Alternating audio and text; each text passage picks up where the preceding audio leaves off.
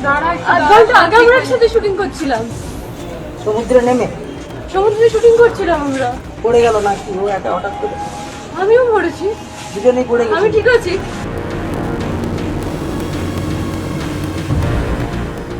তালসারের সেই মর্মান্তিক ঘটনার পর ধীরে ধীরে সামনে আসছে একের পর এক প্রশ্ন, আর তার মধ্যেই সবচেয়ে বড় জটিলতা তৈরি হয়েছে একই শুটিং ইউনিটের ভিন্ন ভিন্ন বয়ানে। টলিউড অভিনেতা রাহুল অরুণোদয় বন্দ্যোপাধ্যায়ের আকস্মিক মৃত্যুর ঘটনায় প্রাথমিকভাবে জানানো হয়েছিল শুটিং শেষ হওয়ার পর তিনি সমুদ্রে নামেন এবং হঠাৎ অসুস্থ হয়ে জলে লুটিয়ে পড়েন। দ্রুত উদ্ধার করে হাসপাতালে নিয়ে যাওয়া হলেও চিকিৎসকরা তাঁকে মৃত বলে ঘোষণা করেন। কিন্তু এরপরই ঘটনার বয়ানে ফাঁকফোকর আসতে শুরু করেছে। একই শুটিং ইউনিটের পরিচালক, production manager, assistant production manager এবং নায়িকার বক্তব্যে মিল পাওয়া যাচ্ছে না। এটাই এখন সবচেয়ে বড় প্রশ্নের জায়গা। কেউ বলছেন শুটিং শেষ হওয়ার পর সম্পূর্ণ ব্যক্তিগতভাবেই তিনি জলে নেমেছিলেন, আবার অন্য পক্ষের দাবি সেই সময়ও শুটিং চলছিল বা শুটিং সংক্রান্ত প্রস্তুতি চলছিল। এমনকি ঠিক কীভাবে তিনি জলে নামেন তা নিয়েও রয়েছে ভিন্ন ভিন্ন মত।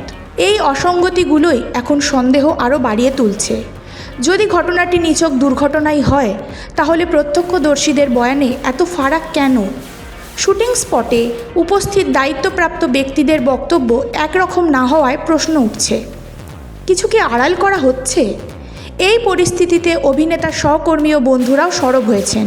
সুদীপ্তা চক্রবর্তী, রূপাঞ্জনা মিত্র এবং জিতু কমল সোশ্যাল মিডিয়ার ক্ষোভ প্রকাশ করে জানিয়েছেন এই ঘটনায় একাধিক অজানা দিক রয়েছে এবং সেগুলো সামনে আনা অত্যন্ত জরুরি।